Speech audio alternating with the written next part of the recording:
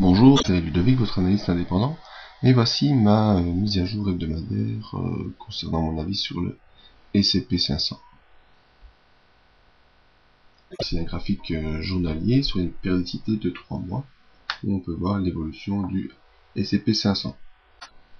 Alors, cette semaine, ici, on a terminé la semaine dernière sur ce petit doji, qui n'était pas haussier ni baissier, ça pouvait être un doji d'inversion. Il fallait attendre le lundi pour voir ce qu'il en était. Donc lundi, nous démarrons sur une petite bougie verte qui repasse au-dessus de cette ligne des 1343 points et qui pouvait donc être envisagé comme un nouveau signal haussier allant tester les derniers supports. Pardon, les derniers plus hauts, excusez-moi.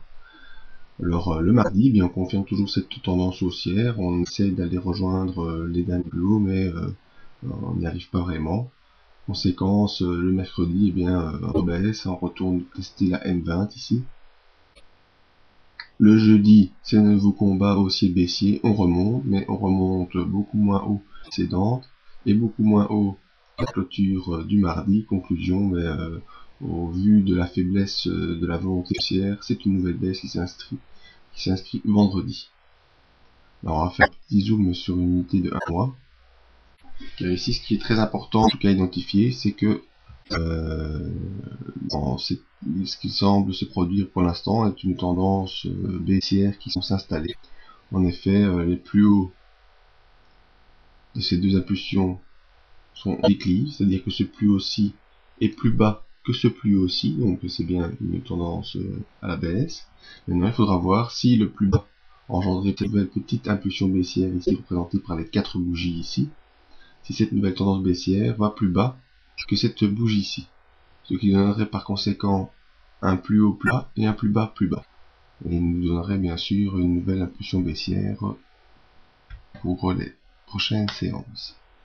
Alors j'avais dessiné la semaine dernière cette ligne de trend, cette ligne oblique qui est un soutien, donc qui correspondait à plusieurs points d'inversion de tendance. Ce fut le cas ici, impulsion haussière, ici, impulsion haussière, ici, retour d'impulsion haussière.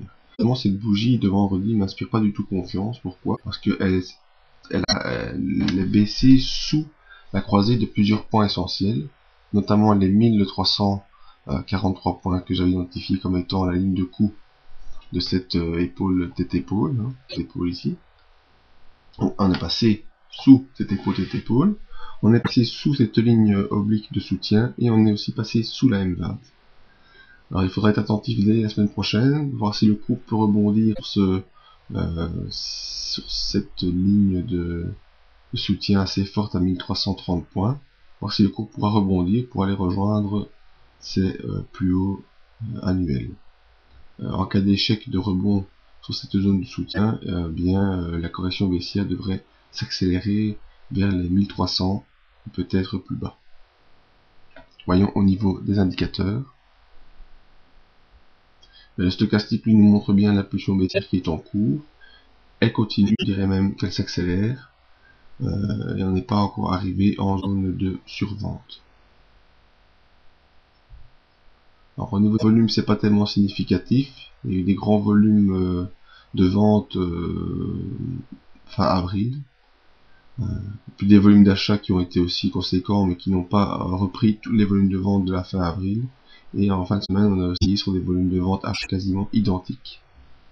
La tendance sur les volumes reste aussi un peu baissière. Le MACD, lui aussi, est en décroissance, il est plutôt en signal négatif, sous ce signal, et se dirige toujours vers les zéros. Donc cet indicateur est aussi orientatif.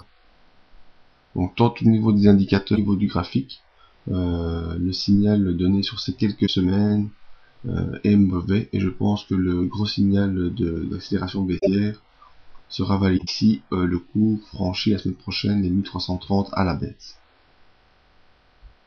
C'était mon avis sur le SCP-500.